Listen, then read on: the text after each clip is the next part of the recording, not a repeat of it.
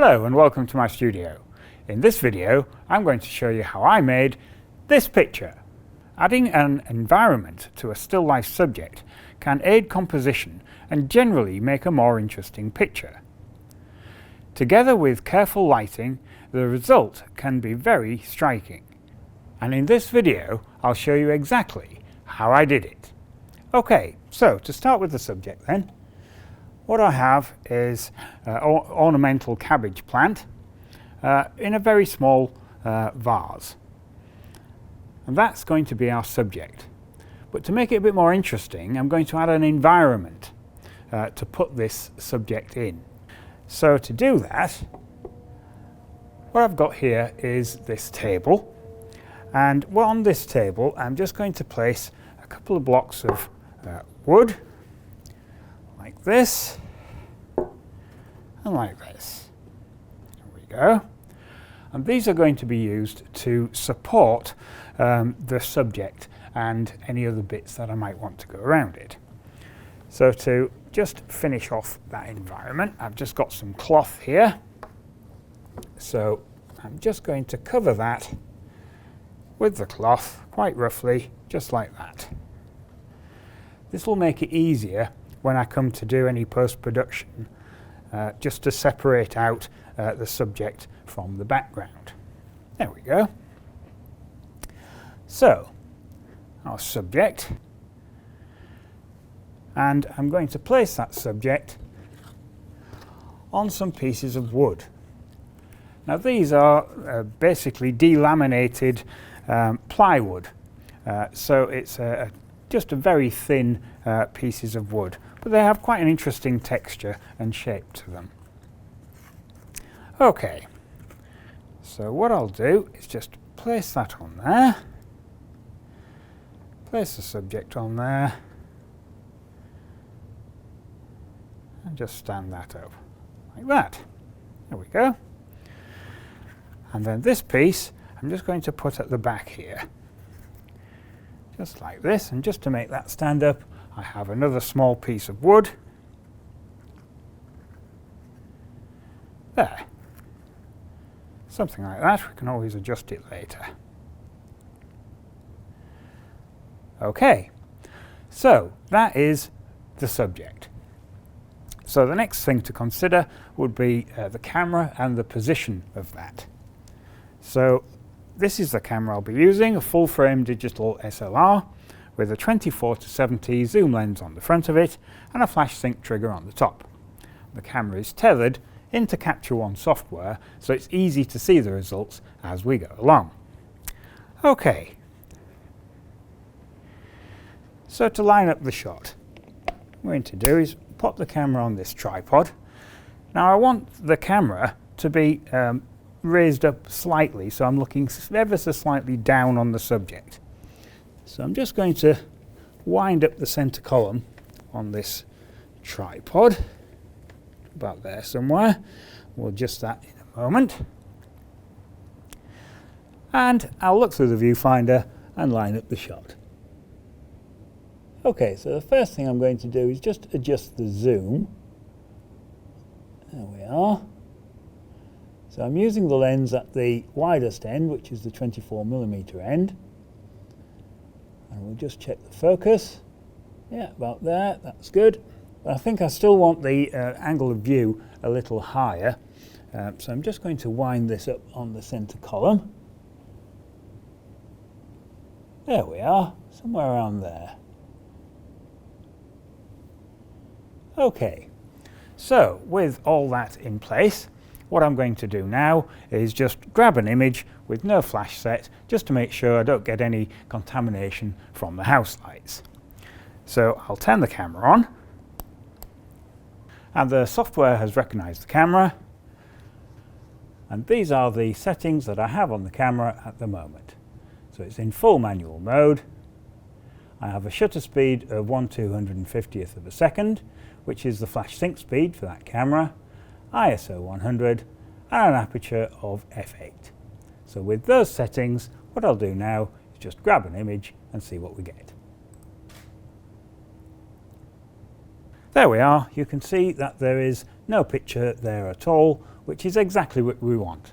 So any light that I now add will be the only light which affects the subject. Okay, so in order to bring out the shape in this vase, what I want to do is create a highlight which will run down the edge of the vase here. So in order to do that, what I'm going to use is this studio head, which is a 500 joule battery powered studio head with a 1 foot by 4 foot softbox on the front of it. Okay, so let's just bring that into position.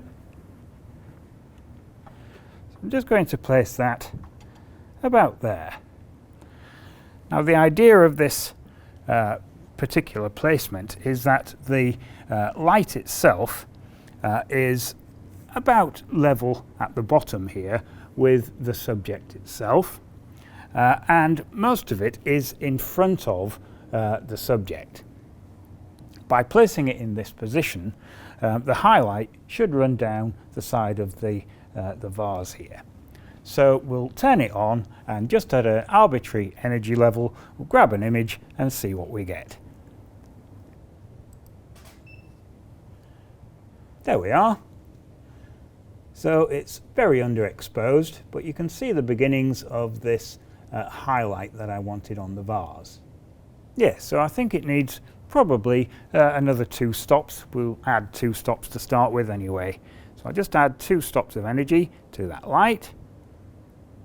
There we go. And we'll just grab that again. There we are. That's a bit brighter. So we can see the highlight there, and I'll just zoom in and check the focus. Yeah, that looks sharp enough to me. Good. Okay, so we're getting there, but you can see that this highlight doesn't go all the way down to the bottom of the vase here. In the original picture, the highlight wrapped around the bottom of the vase. Now, in order to make it do that, what I'm going to do is use a mirror like this. I've got this in a retort stand, and what I'm going to do is just place this mirror so that it will reflect some of the light from this softbox as if the softbox was underneath the table. So I just need to very carefully place it in here. Obviously it's going to end up in the shot, but we can address that in post-production a little later on. There we are. So in that position, it should add a highlight around the bottom of the vase and on the lip at the top here. Okay, so with that in position, let's grab an image and see what we get. There we are, that's done it. You can see the highlight now wraps around the bottom, and it's also on the lip at the top here. So this is what we had before, and this is what we've got now. So we're collecting all the elements that we need for the final image. So we don't need this bit anymore, so I can take it out of the way. So very carefully just remove that, like so.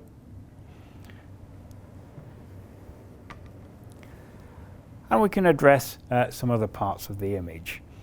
This side is generally a little too dark for my liking. You can see on the previous image here, this is probably the one that I will end up using.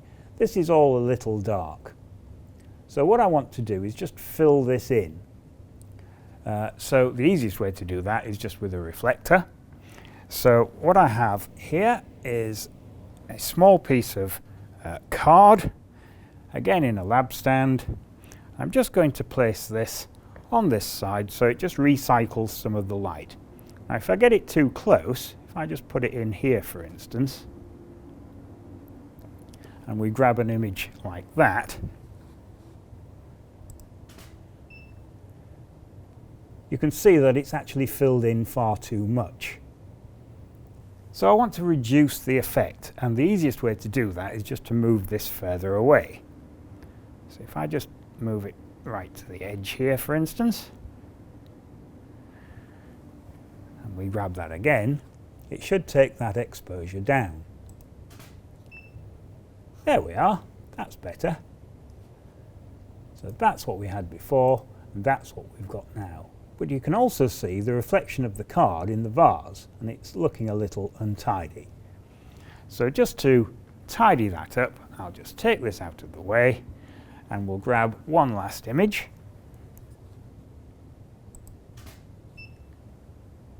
There we are, that's tidied it up. So now we have this image of the vase and part of the highlight on the side, and then we have this one with the full highlight down the side, and this one with the fill-in on the leaves.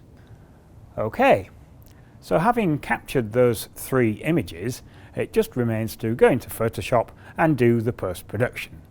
Okay, so here we are in Photoshop, and I have loaded up the three images that I captured earlier.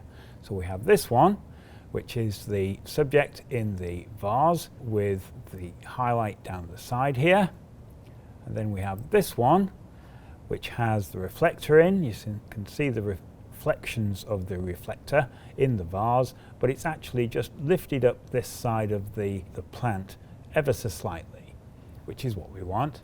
And then we have this one, which has continued the highlight round the bottom of the vase and also on the top of the lip here. Okay, so the first thing to do is to make a stack of those three images. So just go to File, come down to Scripts, and across to Load Files into Stack. Just ask it to add the open files. Click on OK. There we are. And Photoshop has now made me a stack of different layers with each image on a different layer. Okay, so the next thing to do then would be just to add a layer mask to this particular layer, which is the one with the reflection in. I just take that out. There we are. So that I can get rid of all the bits that I don't want. So just go down to the icon here and add a layer mask. I'm just going to invert that layer mask, which has now hidden all of this layer.